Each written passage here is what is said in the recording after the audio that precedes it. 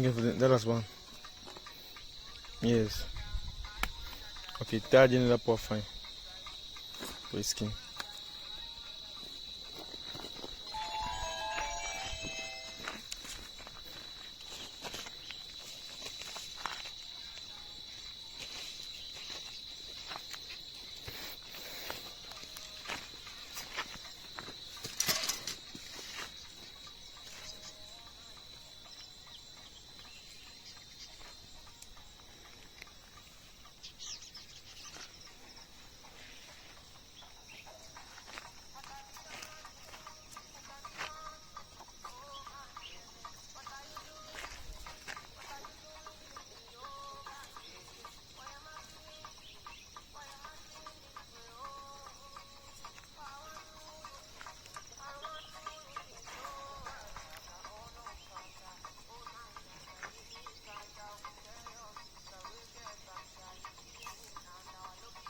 Not over yet.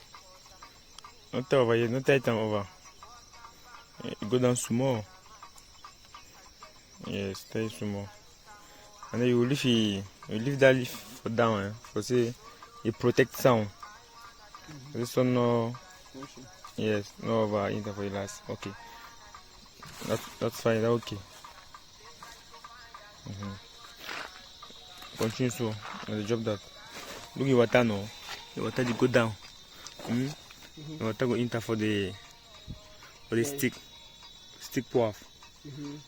Okay.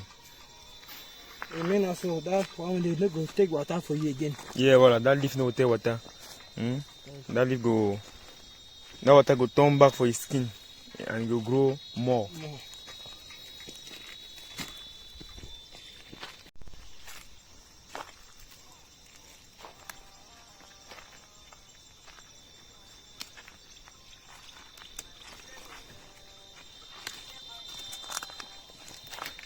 On a nos fleurs aussi là, qu'on n'a même pas présenté dans la vidéo.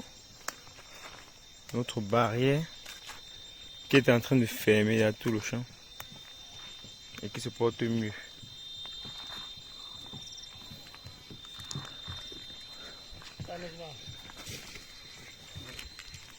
Ils évoluent là-bas. Ok. Vous voyez les amis comment on a déjà. Comment ça se dessine déjà, non? Quand on taille les trucs là, vous voyez que bénéfiquement, on lance une pierre, mais ça fait 2 coups, ce qui n'est pas négligeable. Vous voyez? Voilà, déjà, on a déjà les tuteurs qui sont très bien portants. On peut déjà les attacher sur la graine à tuteur, ce qui est un espoir. Et pour notre plantation de tonga, bon, vous voyez que ça va alimenter bien notre plantation. Bon, maintenant, comme on a taillé comme ça, vous allez voir comment l'eau, comme notre technicien nous l'avons expliqué, l'eau là va rentrer sur le tronc pour que ça puisse vite grandir, donc grandir 2 fois plus. Vous voyez un peu. Voilà, avec ça c'est bénéfique pour les poivres d'abord qui vont profiter de l'eau que ces graines-là rejettent. Vous voyez comment ça rejette? Non, ça va tomber là, comme un système de goutte à goutte. Ça va tomber là pendant au moins même 3 à 4 jours. Ça va alimenter. Au fur et à mesure qu'on va tailler, l'eau va tomber. Au fur et à mesure, c'est toujours une eau. C'est une eau qui est bénéfique pour la plante. Une pierre, 2 coups. Ouais, on va tailler ceci aussi, vous allez voir aussi. Comment on aura déjà un tuteur déjà, un champ de tuteur déjà. David, come here, please. On aura déjà un champ de tuteur de poivre déjà, avec les graines qui sont bien formées. Ça c'est la vidéo du poivre, la tonga, les amis. Parce qu'il fallait bien faire ce travail là. Et vous savez, je vous ai dit à tonga, on avait aussi planté le plantain. Bon, on a fait ça en back office, les amis. On a planté presque 14 000 plantains. Puisque, regardez par vous-même, on a vu que les plantains se portent très bien ici, là, contrairement au macabo. Bon, il fallait donc qu'on réfléchisse. Et comme je vous ai donné la notion, il faut toujours réfléchir. Quand vous faites un projet, il faut toujours réfléchir la portée du projet. Et il faut avoir les stratégies. Et si ça ne marche pas, vous pouvez faire le retargeting. Bon, c'est pourquoi on a essayé beaucoup de possibilités. C'est pourquoi on a essayé beaucoup de possibilités pour avoir un rendement haut de gamme. Ce qui nous a permis à comprendre que pour avoir le macabo ici là, il fallait d'abord avoir la banane plantain. C'est pour ça qu'il faut comprendre votre sol. Comme les banquiers disent souvent, know your customer. Donc, il faut comprendre d'abord son sol, il faut comprendre ce que son sol demande. Il faut seulement apporter. Parce que, honnêtement les amis, si on veut parler, bon, comme je dis souvent, on ne peut pas nourrir une plante normalement. Vous voyez, nous ne pouvons pas nourrir une plante. Si on veut faire de l'agriculture, nous ne pouvons pas nourrir une plante normalement. Pourquoi on ne peut pas nourrir? C'est pas parce qu'on a les moyens, c'est pas parce qu'on n'a pas de moyens, non. C'est parce que le marché, notre marché n'est pas favorable. Et ne nous considère pas. Ne valorise pas notre produit. Hey, ok. Voilà, vous voyez comme il a taillé là, non? Parce que s'il en fait trop, ça va stresser la plante. Il ne faut pas en faire trop, il faut en faire moins. Vous voyez un peu les amis. Voilà. Taille de poivre, taille de second time. Vous voyez un peu, s'il en fait trop, ça va toucher la plante. Il faut donc qu'il fasse moins. C'est pourquoi... Non, not drag, on le taille. Vous voyez un peu les amis. Donc, c'est un peu ça. Donc, on ne peut... Moi, je dis, bon, je ne vous conseille pas de trop investir pour nourrir la plante. Je prends le cas d'un exemple d'un poulet. Si on veut faire, ceux qui font l'élevage là, un poulet sort à 45 jours. Regardez la quantité de nourriture que ce poulet mange. Voilà, ok. It's ok. No, it's not ok. See that problem. For down.